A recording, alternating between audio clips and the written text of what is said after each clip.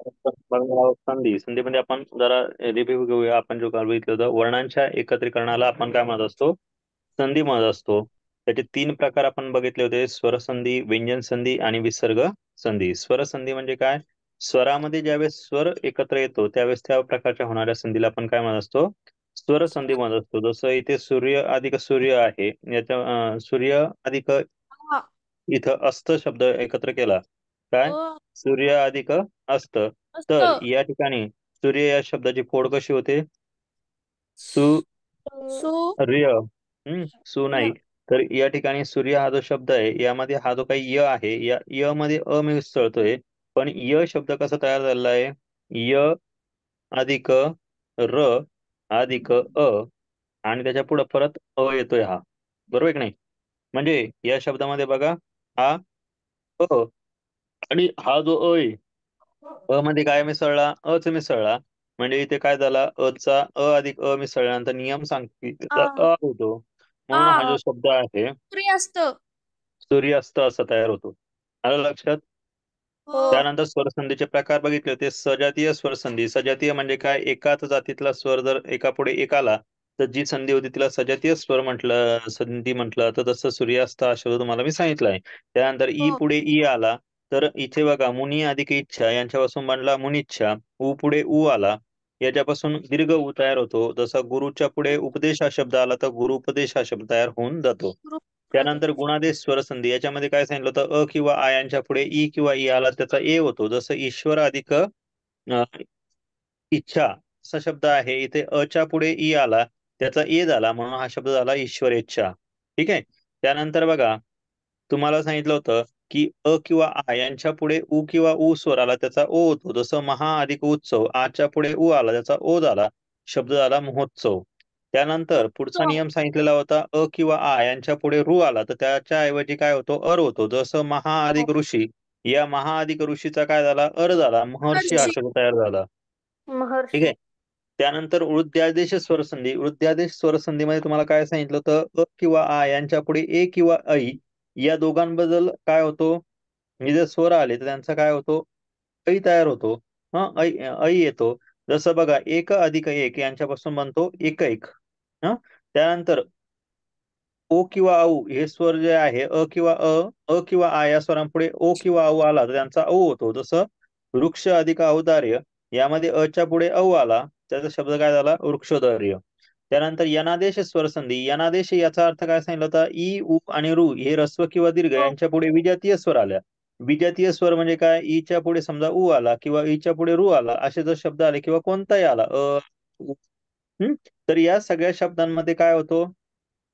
E किंवा E बद्दल य होऊन जातो.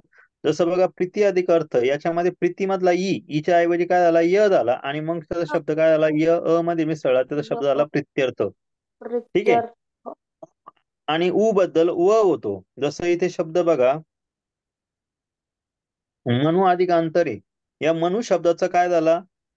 जो काय उ होता त्या ऊ चा काय झाला? व झाला, आणि शब्द बनला मनवंतर. ठीक आहे. मनवंतर. त्यानंतर रू बद्दल र होतो. जसं पितृ अधिक आज्ञा हा शब्द, याच्यामध्ये हा जो काही रू आहे, रूचा काय झाला? र झाला, आणि शब्द काय झाला? पित्राज्ञा. पित्राज्ञा. ठीक आहे. पित्रा त्यानंतर बघा, पित्राज्ञा. हम्म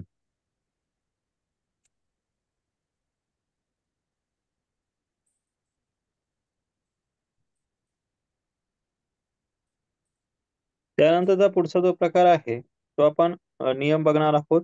उर्वरित स्वरसंधी. ह्या उर्वरित स्वरसंधीमध्ये काय नियम सांगतो? तर ए किंवा ऐ किंवा ओ किंवा औ या स्वरांपुढे कोणताही स्वर आला तरी त्या दोघांबद्दल अय, आय, अवि आणि आबी होतो. जसे बघा, नेच्या ऐवजी ए आला, एच्या ऐवजी काय झाला? अय झाला, आणि शब्द झाला न य न. गई, गईचा काय झाला? ऐच्या पुढे आय होऊन झालता, आणि ना गायन शब्द तयार झाला. जन. गो अधिक ईश्वर, या शब्दामध्ये काय झाला? गो या शब्दापुढे ई आलेला आहे, तर औ झाला की नाही? गो म्हणजे काय आहे? गो म्हणजे ग हा शब्द आहे, आणि ग. त्याच्यामध्ये ओ मिसळलेला आहे. तर हा ओ काढून टाकायचा, ओच्या जागी काय होतो? अव होतो, आणि मग औ. शब्द काय होतो? गवीश्वर. गवेश्वर. ठीक आहे. मग आता बघा, तुम्हाला काही शब्दांची संधी कोणत्या नियमानुसार झाले ते विचारलेलं आहे. जसं राष्ट्र अधिक इतिहास, शब्द झाला राष्ट्रादेश. राष्ट्र इतिहास, हा झाला गुणादेश स्वरसंधी. आता तुम्हाला काय विचारतं मोस्टली परीक्षेमध्ये, तुम्हाला फक्त एक तर विग्रह विचारतात किंवा संधी विचारला जातो. हा, हे लक्षात समजा. जसा रमेश शब्द दिला, तुम्हाला काय सांगतील, रमेश या शब्दाचा विग्रह ओळखा. रमेश शब्दाचा विग्रह काय होतो, रमा अधिक ईश याच्यापासून बनलेला आहे. नाहीतर मग टाका रमे अधिक श, असं काही होत नाही. कळलं का? नाही. त्याचा शब्द नाही. काय होतो, विग्रह रमा अधिक ईश. ठीक आहे. ईश. मग आता पुढे बघा,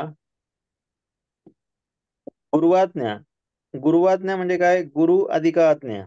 अलग लक्षात. सहोदर, सह अधिक उदर.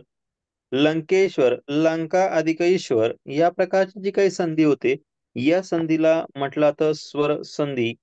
त्यानंतरचा आजचा मुख्य प्रकार आज आपण बघणार आहोत किंवा शिकणार आहोत, तो आहे व्यंजन संधी. व्यंजन म्हणजे काय सांगा बरं सगळ्यात आधी. व्यंजन म्हणजे काय? ते क ख ग जे असतात त्याला म्हणतात व्यंजन. बरोबर. मग हे जे काही व्यंजन आहे, क, ख, ग, घ, त्यानंतर य,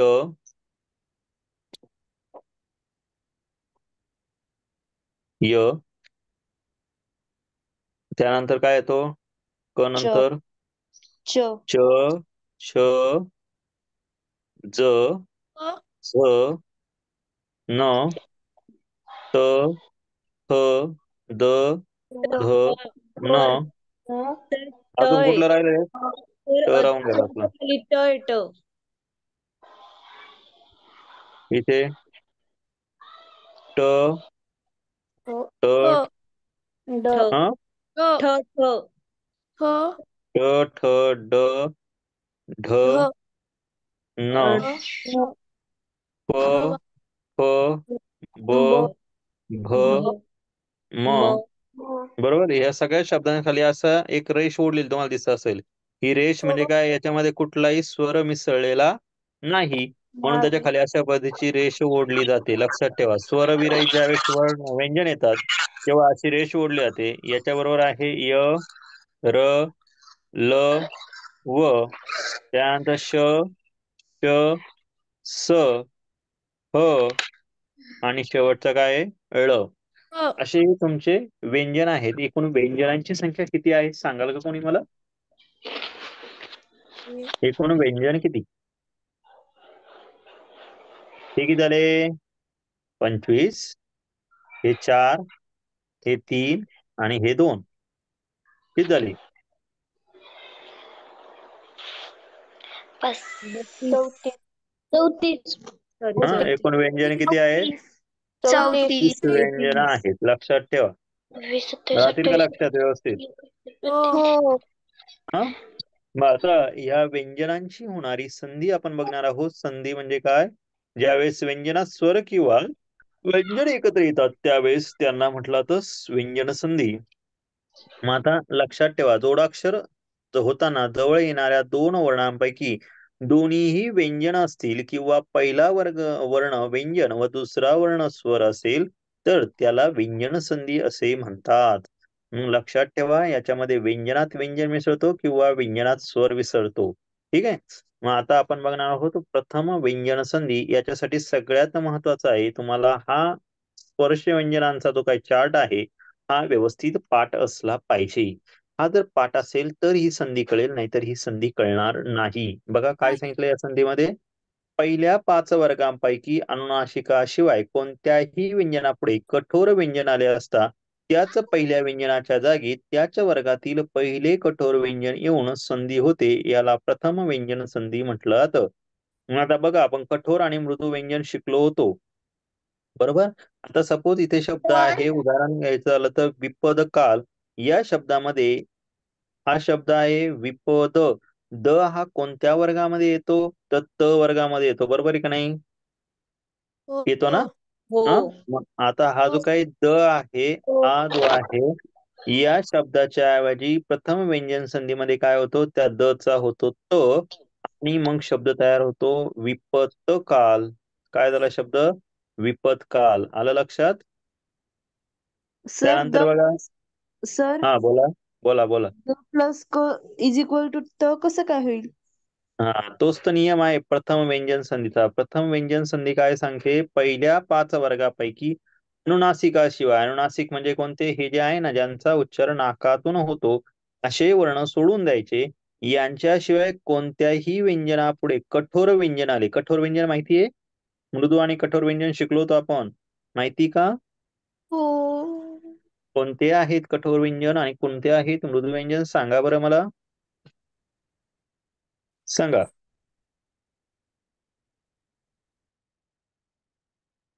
बोला. कठोर आणि, शालेय अरे कठोर कठोर व्यंजन विचारते, कठोर, कठोर आणि मृदू शिकलो होतो का आपण असं काहीतरी, आठवतं का बघा हो. आता जशा आठवरून. कठोर आणि मृदू व्यंजन शिकलो होतो आपण, जरा आठवा म्हणजे आठवेल. हम्म. कठोर व्यंजन जे आहेत हे पहिले दोघं जे आहेत यांना कठोर व्यंजन म्हटलं जातं आणि त्याच्या पुढचे जे आहे त्या दोघांना मृदू व्यंजन म्हटलं जातं. मग हा नियम काय सांगतो की अनुनासिकाशिवाय कोणत्याही व्यंजनापुढे कठोर व्यंजन आले, काय सांगितलं, हे बघा द च्या पुढे क आलेला आहे. हे बघा द कुठे आहे, या वर्गामध्ये आहे. ह्या द च्या पुढे हा कठोर व्यंजन आलेला आहे क, बरोबर. मग आता काय झालं, तर ह्या द च्या ऐवजी त्याच वर्गातील, त्याच वर्ग म्हणजे हा हे त्यांचे वर्ग आहेत, त वर्गामध्ये द येतो, तर ह्या द च्या ऐवजी त घेतला जातो, म्हणजे त्यातलं पहिलं अक्षर घेतलं जातं. तिसऱ्या अक्षराच्या ऐवजी काय घेतलं जातं, पहिलं अक्षर, म्हणजे त्या द चा काय होतो, त होतो. कळालं का आता प्रांजल? हो. हा म्हणून द चा घेतला त आणि मग शब्द काय झाला, क, विपत काल. ठीक आहे. आता पुढचा नियम पुढचा शब्द बघा, वाघपती. वाघपती या ठिकाणी ग कुठे येतो, क वर्गामध्ये येतो, बरोबर आहे का? हो. हो. मग क वर्गातील पहिला शब्द कुठला आहे, क आहे ना. मग वाघ, ग चा काय झाला, क झाला, आणि प तर त्याच्यापासून वाघपत्ती तयार झाला शब्द. येतंय लक्षात? हो. हा. त्यानंतर आहे वाघताडण. वाघ अधिक ताडण यामध्ये ह्या ग च्या ऐवजी काय घेणार, क घेणार, आणि शब्द झाला वागताडण. ठीक आहे. षड अधिक शास्त्र, बरोबर, याचा काय झाला, ड च्या ऐवजी ट झाला आणि याचा झाला षटशास्त्र. ठीक आहे. सर एकदा लक्षात. परत सांगा ना, कठोर व्यंजन म्हणजे काय आहे ते? कठोर सॉरी. व्यंजन म्हणजे जे काही 25 स्पर्श व्यंजने आहेत, त्या 25 स्पर्श व्यंजनांमध्ये ही जी काही पहिला तुम्हाला हा चौकोन दिसतोय का मी काढलेला, जो आहे तो, हो. हो. याच्यामध्ये हे जे काही हो. गुलाबी अक्षरात मी जे काही शब्द दाखवतोय या सगळ्यांना कठोर व्यंजन म्हटलं जातं.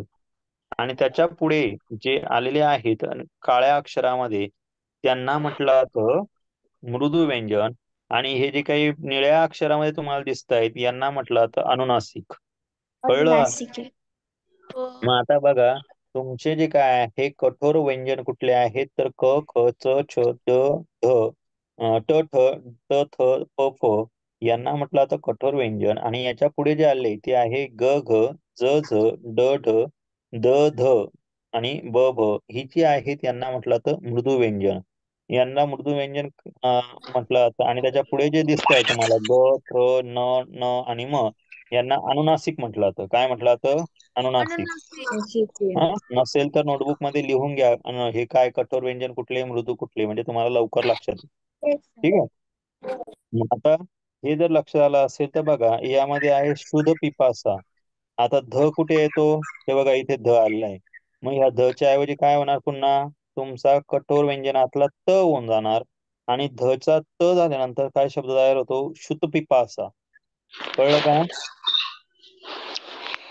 येतंय का लक्षात? या प्रकारच्या होणाऱ्या संधीला म्हटलं तर प्रथम व्यंजन संधी. प्रथम व्यंजन म्हणजे काय, कठोर वळणाच्या जागेवर जो काही तिसरा किंवा चौथा जो शब्द असतो त्याच्याऐवजी शब्द तयार होतो पहिला किंवा दुसरा. ठीक आहे, सर पहिला शब्द तयार होतो, दुसरा नाही. हा बोला. ते यर लवश काय आहे मग ते?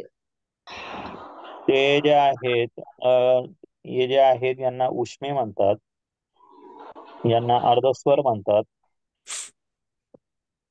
आणि हे जे आहे याला महाप्राण म्हणतात. आणि याला स्वतंत्र वर्ण म्हणतात. ठीक आहे. हे आहे कठोर, हे आहेत मृदू आणि हे आहे अनुनासिक. ठीक आहे. मग आता लक्ष द्या. आता पुढचा प्रकार हो बघायचा आहे, सर. नियम क्रमांक 2, व्यंजन संधीतला नियम क्रमांक 2, तृतीय व्यंजन संधी. काय असते तृतीय व्यंजन संधी? तर बघा, आपण जो काही आता हा नियम बघितला, याच्या अपोजिट पहिल्या 5 वर्गातील कठोर व्यंजनापुढे अनुनासिकाखेरीज म्हणजे अनुनासिक सोडून द्यायचे. जर स्वर किंवा मृदू व्यंजन आल्यास त्याच्या जागी त्याच वर्गातील तिसरे व्यंजन येऊन संधी होते. म्हणजे आधी पहिले व्यंजन यायचं, आता किती येतं? तिसरं येतं. जसं बघा, वाक अधिक ईश्वरी, या आता क च्या जागेवर काय घ्यायचा? त्याच वर्गातील तिसरं लेटर कुठलं होतं? ग होतं ना? क वर्गातले. या बाई यांचं हो. नाव, यांना जे नाव दिलं जातं ना, हे ते वर्ग कुठले ते पण दाखवतो तुम्हाला. वर्ग म्हणजे काय? ज्या वर्गात ते येतात हे इथले. हा पहिला अक्षर क आहे ना, म्हणून याला क वर्ग म्हणतात. ठीक आहे. हा पहिला अक्षर च आहे म्हणून याला च वर्ग म्हटलं जातं. याचा पहिला अक्षर ट आहे म्हणून याला ट वर्ग म्हणतात. आणि यातला त आहे पहिला अक्षर म्हणून याला त वर्ग, आणि हा प म्हणून याला प वर्ग. क्लिअर का? मग आता बघा, जर सर. तुमचं पहिलं अक्षर जर क वर्गातलं असेल, काय, तर त्या क वर्गाचं काय होणार? क वर्गातलं पहिल्या अक्षराच्या जागेवर काय येणार? तिसरं अक्षर येणार. कितवं येणार? तिसरं. येते का लक्षात? हो. हो. कोणाच तरी आवाज येतो, त्यांनी म्यूट करा बरं आवाज.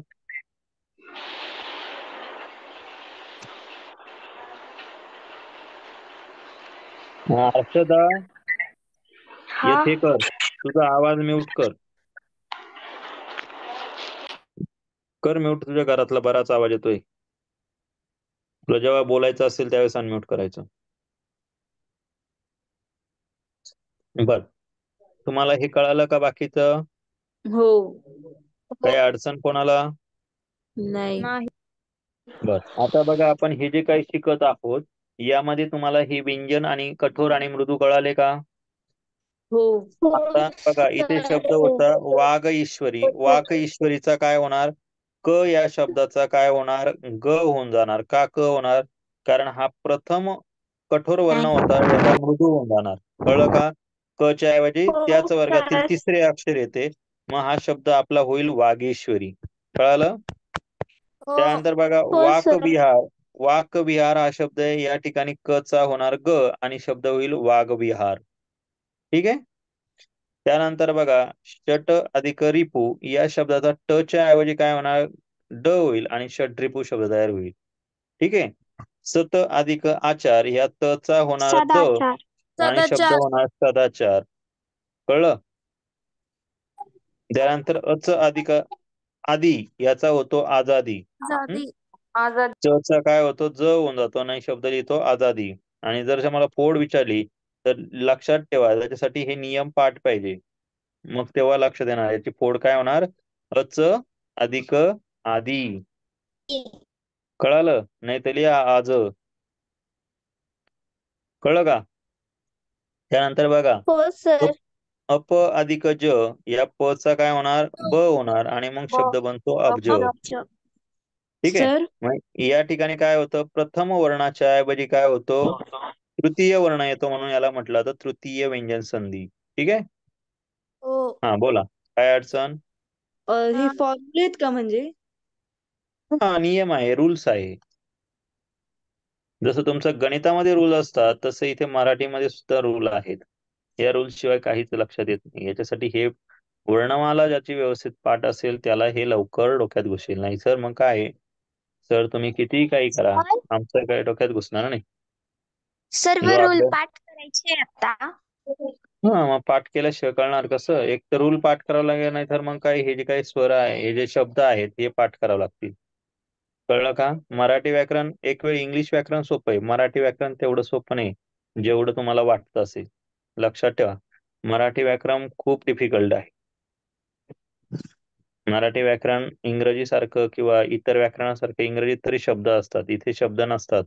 इथं डायरेक्टली नियम असतात, प्रत्येकाला नियम आहे. ते जर व्यवस्थित पाठ केले तरच आणि तरच लक्षात राहतं, नाहीतर मग काय काहीच घुसणार नाही डोक्यात, सगळं डोक्याच्या वरून निघून जाईल जेवढं पण सांगितलं तेवढं.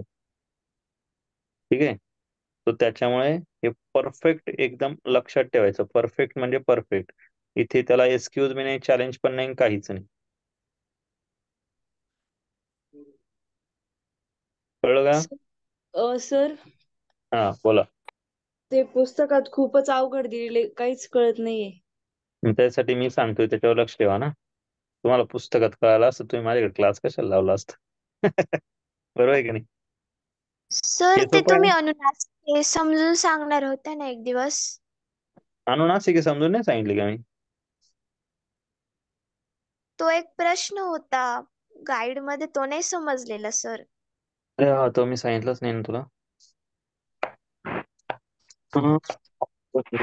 मला म्हणा एक काम कर, उद्या किंवा परवा सकाळी एक फोन कर फक्त, मी सांगतो तुला. त्यात नाही राहते चालेल. बघायचं. हो. सकाळी का सर? हा सकाळच्या वेळेस फोन कर, लक्षात सर नाही राहत. माझा पण एक क्वेश्चन हो. होता. हा तुम्हाला कुठला पण डाऊट असला ना सकाळच्या वेळेस फोन करत चला, काय अडचण नाही, 8 वाजेनंतर. ठीक आहे. बघा आता आपण बघूया अनुनासिक संधी. अनुनासिक म्हणजे काय आपण आत्ताच बघितले. अनुनासिक कोणाला म्हणतो आपण? ज्यांचा उच्चार नाकातून होतो त्यांना अनुनासिक म्हणत असतो. काय? ज्यांचा उच्चार कुठून होतो? नाकामधून. नाकातून. मग ते कुठले आहे? हा तुमचा ग. ग म्हणजे काय आहे?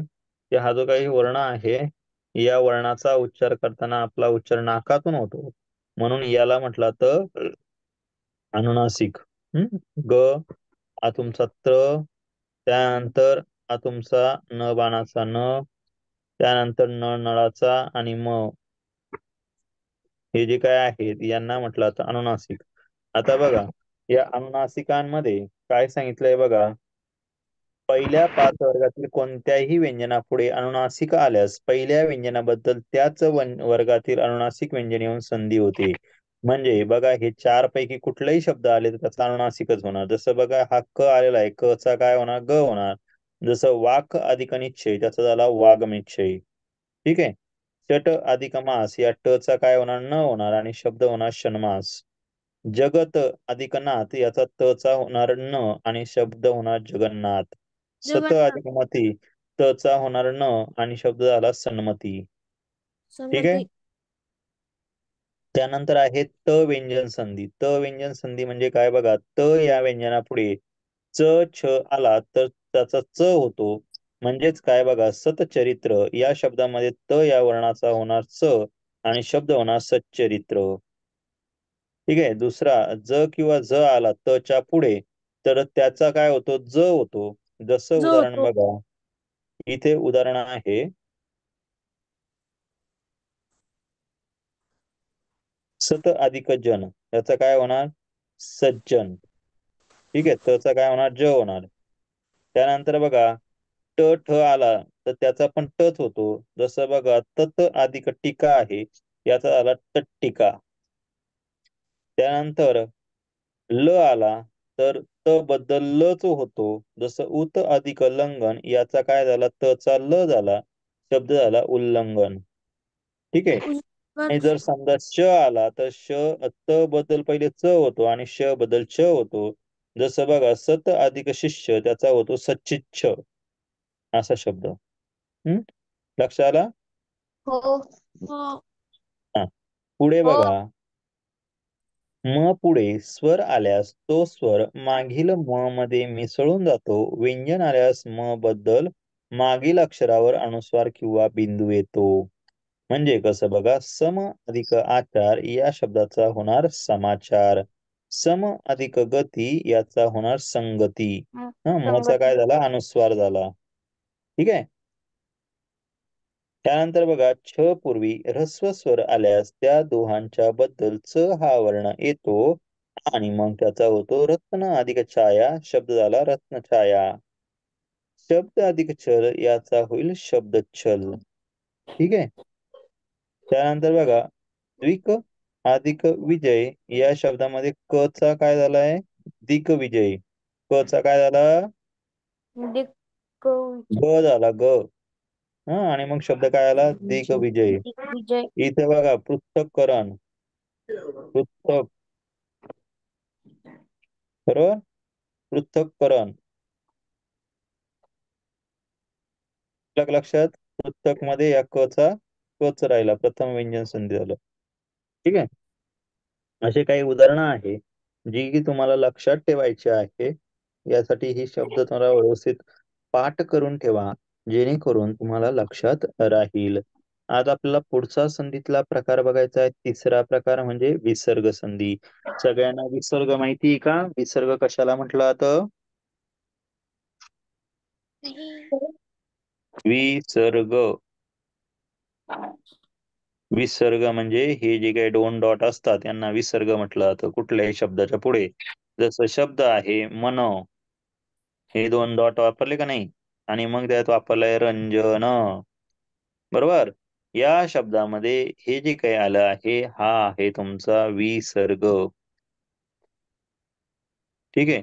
या विसर्गामध्ये ज्या, आता विसर्ग संधी म्हणजे काय ते आधी समजून घ्या. विसर्ग संधी म्हणजे काय? कोणाचा आवाज रे? म्यूट करा रे, आवाज येत असेल तर.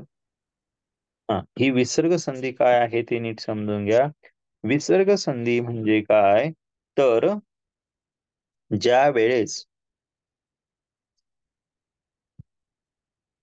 एकत्र येणाऱ्या वर्णांमध्ये पहिला वर्ण हा विसर्ग आणि दुसरा वर्ण हा व्यंजन किंवा स्वर असतो, त्याला म्हटलं जातं विसर्ग संधी. लक्षात ठेवा, विसर्ग संधीमध्ये पहिला वर्ण हा काय असणार? नेहमी विसर्ग असणार. विसर्ग म्हणजे ज्या वर्णाच्या शब्दाबरोबर हे असे दोन टिंब असतील त्यांना म्हटलं जातं विसर्ग. आणि ह्या विसर्गामध्ये जर तुमचा व्यंजन किंवा स्वर मिसळला तर अशा प्रकारे होणाऱ्या संधीला तुम्ही काय म्हणणार? विसर्ग बोला. संधी. विसर्ग संधी. अशा विसर्ग प्रकारची जी संधी. काही संधी होईल या संधीला म्हटलं जातं विसर्ग संधी. आणि लक्षात ठेवा, मी तुम्हाला आता परत एकदा सांगतोय, मराठी व्याकरण हे खूप किचकट आहे. इंग्लिश व्याकरण खूप सोपं आहे. इंग्लिश व्याकरणामध्ये शब्द लक्षात ठेवले तरीही मार्क पडतात, पण इंग्लिश व्याकरणामध्ये मात्र तसं, आपलं मराठी व्याकरणामध्ये तसं चालत नाही. कळालं का? हो. मराठी व्याकरणात तुम्हाला हो. हे परफेक्ट लक्षात ठेवावं लागेल. मराठी व्याकरणामध्ये शब्दाचा उच्चार किंवा काय म्हणतो ना, शब्द जरी जागा जरी बदलली शब्दाची तरी त्याचा अर्थ बदलून जातो. ठीक आहे. चला मग विसर्ग संधी काय आहे आणखी डीप मध्ये समजून घेऊया. पहिला प्रकार बघूया याचा, विसर्ग उकार संधी. विसर्ग उकार संधी काय आहे? विसर्गाच्या मागे हा स्वर असून पुढे मृदू व्यंजन आल्यास विसर्गाचा उ होतो व तो मागील अ मध्ये मिसळून त्याचा औ होतो, सॉरी ओ होतो. जसं शब्द आहे यश अधिक धन. आता इथे जो काही श आहे या श मध्ये अ मिसळला, परत विसर्ग आहे आणि त्याच्यात आणखी धन शब्द मिसळतोय, तर या श आणि अ चा काय होतो? तर शो होतो. आणि मग शब्द काय होईल? यशोधन. कळाला का? हो. त्यानंतर मन अधिक रंजन, यामध्ये हा जो काही न आणि अ आहे हे एकत्र आल्यानंतर याचा होतो नो. काय होतो? नो. आणि नो. शब्द होईल मनोरंजन. ठीक आहे. कळतोय का नियम? का हो. गोंधळ होतोय? हो. बघा आता इथे अध, अध आहे ना, अध म्हणजे काय? ध अधिक अ. या ध मध्ये अ मिसळल्यानंतर त्याच्या बरोबर आणखी काय मिसळतोय? विसर्ग पण मिसळतोय ना. विसर्ग. मग हे तिघही ज्यावेळेस एकत्र येतात त्याचा होतो धो. काय होतो? धो धो. होतो. आणि मग हा शब्द बनतो अधोवदन. म्हणजे ठीक सर, आहे. काय? अधोवदन म्हणजे काय? अधोवदन म्हणजे अर्ध नमस्कार. अलग लक्षात. हो. हो. हो. त्यानंतरचा पुढचा बघा, तेज अधिक निधी. या ठिकाणी तेज, तेज, ज अधिक अ हा शब्द आहे. तेज म्हणजे त्याच्यामध्ये मिसळला कोण? विसर्ग. या दोघांचा मिळून काय झाला? जो झाला. जो. काय झाला? जो. जो. जो. आणि मग शब्द काय होईल? तेजोनिधी. तेज कळालं? म्हणजे. कळालं का? या प्रकारची हो. जी ही संधी होती, या प्रकारच्या संधीला म्हटलं तर विसर्ग उकार संधी. लक्षात ठेवा. त्यानंतर आहे विसर्ग र संधी. विसर्ग र संधी काय आहे? आता हे जे तुम्ही बघताय ना, उकार संधी, र संधी, हे सगळे त्या विसर्गाचे उच्चार असतात. जसं बघा, विसर्गाच्या मागे अ किंवा आ खेरीज, खेरीज म्हणजे सोडून, कोणताही स्वर असून पुढे मृदू वर्ण आल्यास विसर्गाचा र होऊन संधी होते. या प्रकारच्या संधीला विसर्ग र संधी म्हणतात. उदाहरणार्थ बघा, नी हा शब्द वाचताना आपण नीर असा वाचतो. काय वाचतो रे? नीर. बरोबर आहे का नाही? मग आता हा जो काही शब्द आहे, ह्या नीच्या मध्ये काय झाला? विसर्ग आलेला आहे आणि त्याच्या पुढे अनुस्वार आलेला आहे, म्हणून हा शब्द झाला निरंतर. कळलं का? सर नीर नाही कळालं ते. हा जो काही नी म्हणजे काय? नी म्हणजे काय? नी मध्ये विसर्ग आहे. काय आहे? विसर्ग विस मिसळतोय की नाही? मग आपला नियम काय सांगतो? विसर्गाच्या मागे अ किंवा आ आला तर हे अ किंवा अखेरीस कोणताही स्वर आला, इतर कुठलाही स्वर आला, बरोबर, म्हणजे हा नी म्हणजे काय आहे? न ची फोड काय होते? नी कसा तयार होतो? न अधिक ई असंच होईल ना? तेव्हाच बनतो ना तुमचा नी. हो. बरोबर. या विसर्गाच्या मागे अ किंवा आ आलाय का? नाही, ई आलाय ना, हो. तर त्या विसर्गाचा आता काय होईल? र होऊन जातो. काय होतो? त्याचा र. काय होतो? र होऊन जातो. कळलं का? मग र झाल्यानंतर हा शब्द काय होईल रे? निर निरंतर. अधिक निर अंतर. निरंतर. बरोबर. निर नंतर अधिक अंतर. आता र आणि अ यांचं एकत्रीकरण झाला तर हा शब्द काय होणार आहे तुमचा? रन. निरंतर. कळालं का? हो. हा र जो आहे तो, सॉरी, हा अ जो आहे अनुस्वाराचा, तो कशात मिसळेल? या र मध्ये मिसळेल ना, तुमचा शब्द होईल निरंतर. अजून एक शब्द बघूया पुढचा. बघा, पुढचा शब्द आहे दू अधिक जन. आता हा दू म्हणजे काय रे? दू म्हणजे तुमचा द र द अधिक उ. अधिक र. उ. र नाही, ऊ आहे, ऊ. हा उ. बरोबर. आणि अधिक विसर्ग आणि मग अधिक पुढचा शब्द आहे जन. बरोबर. आता काय होतं, ज्यावेळेस तुम्हाला सांगितलेलं काय आहे की ज्यावेळेस तुमचा हा जो काही दूरजन असा शब्द आहे, इथे काय झालं? या ठिकाणी वर्णामध्ये विसर्गाच्या आधी काय आलाय? अच्या अ आणि आच्या ऐवजी उ आलाय. बरोबर आहे की नाही? वेगळा स्वर हो. आला का नाही? मग हा हो. विसर्ग आणि उ आहे, या दोघांचा काय होणार? र होऊन जाईल. काय होणार? र होईल. मग मला सांगा आता, आपला तर दू फिक्स आहे, बरोबर. दू र आणि त्याच्यामध्ये शब्द तयार होतोय, अधिक मिळतोय, कोण आहे? जन मिळतोय. कोण मिळतोय? जन. जन. मग हा दूरजन या शब्दाचा शब्द तयार लिहिताना कसा लिहतो? तर हा शब्द होतो दुर्जन. कळालं का? हो. हो. हम्म? हो सर. त्यानंतरचा पुढचा प्रकार बघा, बहिर अधिक अंग. बही. बही म्हणजे काय? तुमचा होणारा हा काय आहे? ही अधिक विसर्ग, त्याचा काय झाला? ही अधिक र त्याच्यामध्ये मिसळला आणि शब्द झाला बहिरंग. कळलं का? बहिर अधिक अंग याचा आला बहिरंग. बजरंग. पेपरला कळतंय? विचारताना कसे क्वेश्चन विचारतात? काय काय? अ, परीक्षेत पे- प्रश्न डायरेक्ट तुम्हाला पोट शब्द देतात आणि जोड शब्द विचारतात, किंवा जोड शब्द देतात आणि पोट शब्द विचारतात. आता काही वेळेस तुम्हाला असा हा नियम पण विचारतात, रसंधी नियम पण विचारतात. पुढील शब्दाचा विग्रह कोणत्या संधीनुसार झालेला आहे ते सांगा. मग ते सांगतील त्यावेळेस तुम्हाला विचारलं, खूपच काठीण्य आहे, आता इथले प्रश्न टाकायचे असतील तर त्यावेळेस ते विचारतात नियम, विसर्ग, रसंधी. कळलं का? पण शक्यतो परीक्षांना तुम्हाला विचारताना स्फोट शब्द आणि जोड शब्द विचारतात, नियम शक्यतो विचारत नाही. पण हे लक्षात ठेवा, विचारलंही जाऊ शकतं, असं काही हे नाही. ठीक आहे. त्याच्यानंतर बघा, र च्या पुढे र हा वर्ण आल्यास र चा लोप होतो. त्यामागील स्वर ऱ्हस्व असल्यास दीर्घ होतो. उदाहरणार्थ नी अधिक रस. या ठिकाणी निर नी अधिक र आहे का नाही, यातला एक र कट होऊन जातो आणि शब्द डायरेक्ट बनतो नीरस. आणि जो पहिला नी कसा तयार झालेला आहे? हा नी, तर हा नाही तयार झालाय असा न अधिक ई अधिक र अधिक र अधिक स. बरोबर. मग सॉरी, याच्यामध्ये आणखी विसर्ग राहिलाय. विसर्ग. बरोबर. लोप म्हणजे मग काय? याचा अ लोप लोप म्हणजे काय? म्हणजे कट कट. हा र कट होऊन जाईल आणि डायरेक्ट शब्द नीरस तयार होईल. कळालं?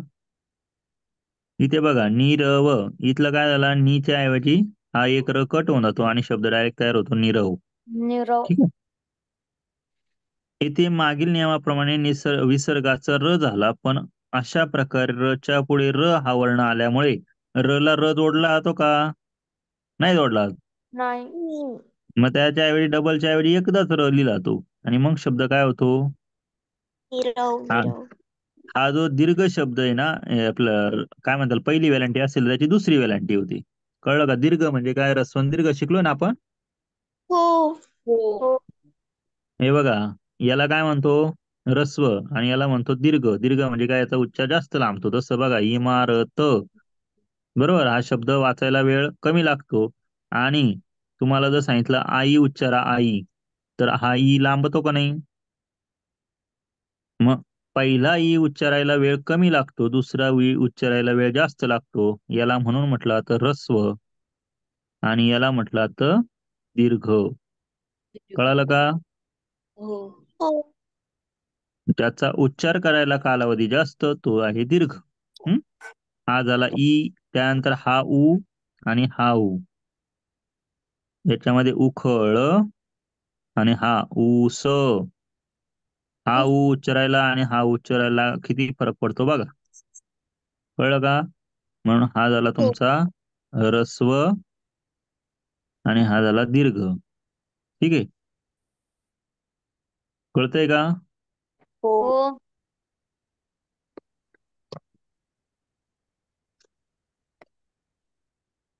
त्यानंतर बघा पुढचा नियम.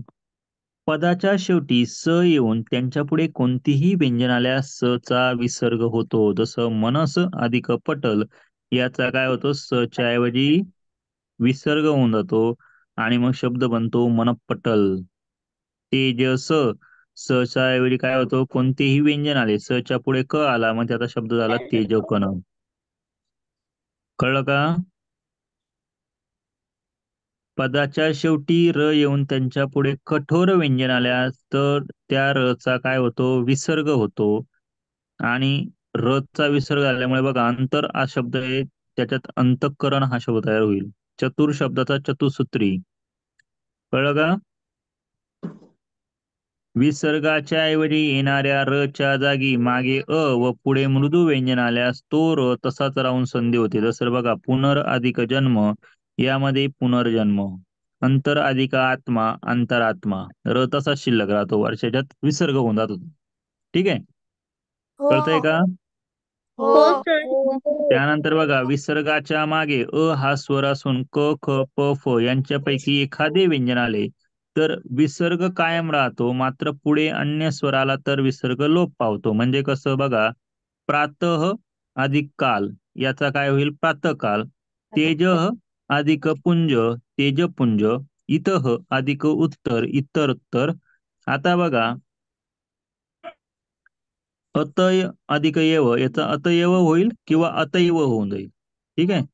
त्यानंतर विसर्गाच्या मागे अ किंवा उ असून पुढे क ख प फ यांच्यापैकी कोणताही वर्ण आल्या तर विसर्गाचा श होतो. उदाहरणार्थ बघा, नि अधिक कारण, त्याचं काय होईल, निष्कारण. नि अधिक पाप, निष्पाप. काय झाला या नीचा, यांच्या पुढे काय झालं, विसर्गाच्या मागे ई किंवा उ आलेला आहे. बरोबर. ई म्हणजे काय, हा ई म्हणजे काय आहे, पहिली वेलांटी. हा वी म्हणजे काय आहे, पहिली वेलांटी. लक्षात ठेवा. कळलं का? आणि हा हो उ सर. म्हणजे काय आहे, हा उ म्हणजे काय रे, पहिला उकार. पहिला हा उकार. उ म्हणजे काय, पहिला पहिला उकर. उकार. येते लक्षात? मग आता बघा, जर विसर्गाच्या मागे म्हणजे पहिली वेलांटी, जो काही शब्द आहे त्याच्यात पहिली किंवा पहिली वेलांटी किंवा पहिला उकार असेल तर क ख प फ यापैकी कोणताही वर्ण आला तर त्याचा श होतो.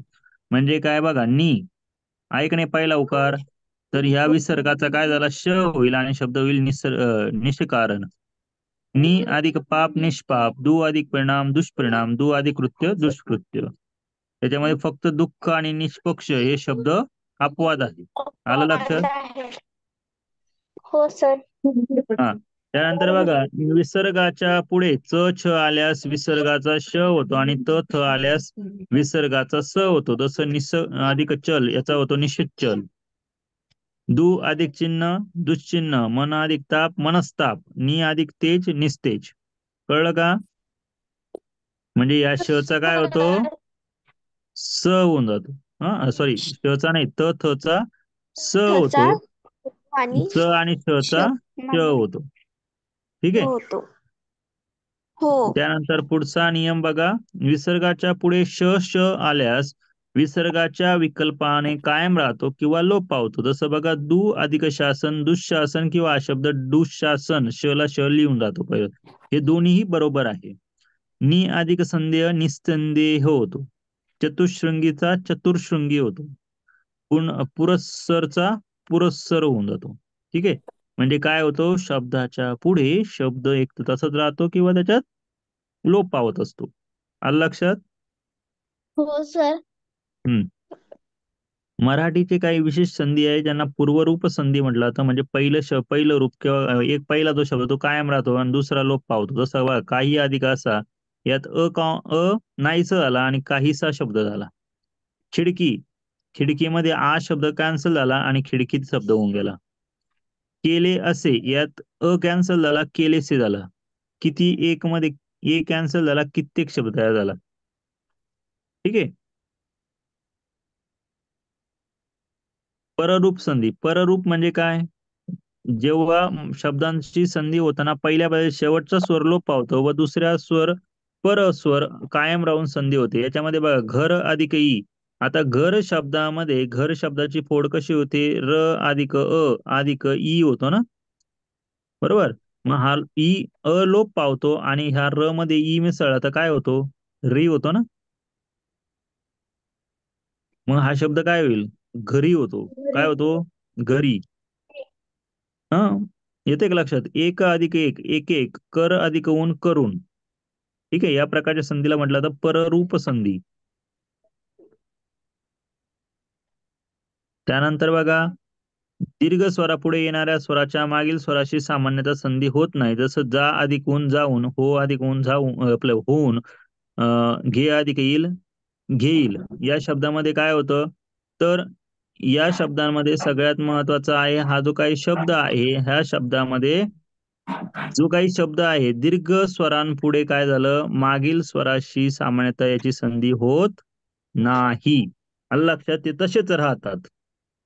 पुढचा बघा, ही ही या शब्दयोगी अव्ययाचा संख्या विशेषणाशी दोन प्रकारांनी संधी होते. बघा, ह चा लोप न पावता जसं दोन अधिक ही दोन्ही किंवा तिन्ही किंवा चारही. ह चा लोप होऊन दोनही, त्याचा होतो दोन्ही, तिन्ही, चारही. संख्या विशेषण आहे नाही. येते का लक्षात? हो. हो. त्यानंतर बघा, अनुरूप किंवा अनुस्वार यासारखे शब्द जोडताना मागील शब्दांचे सामान्य रूप होऊन मग पूर्वरूप संधी होते. जसं गरज अधिक अनुरूप त्याचं होतं गरजेनुरूप, पद्धती अधिक अनुसार पद्धतीनुसार. त्यानंतर बघा, बोली भाषेतील काही संधी आहे. बोलण्याच्या उगाच मराठीत काही शब्द एकमेकांमध्ये मिसळून नवीन रूप तयार होतात. जसं येतो आहे, याचं होतं येतोय. कळलं का? गेली आहे, गेली हे किंवा गेली. करतो आहे, करतो हे किंवा करतोय. चालली आहे, चालली हे किंवा चाललीय. आलं का लक्षात? मग तुम्हाला काही शब्द दिले आहे संधीसाठी, हे एवढे लक्षात ठेवा.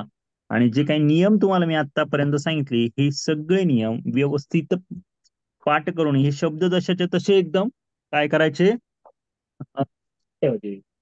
कमीत कमी नाही नियम लक्षात राहिले तरी चालेल, पण कमीत कमी आपलेवाले हे जे काही शब्द आहेत हे तरी व्यवस्थित पाठ झाले पाहिजे. अलग लक्षात? व्यंजन संधीतले तुम्हाला स्वर संधीचे पूर्ण लिहून दिलेले आहे.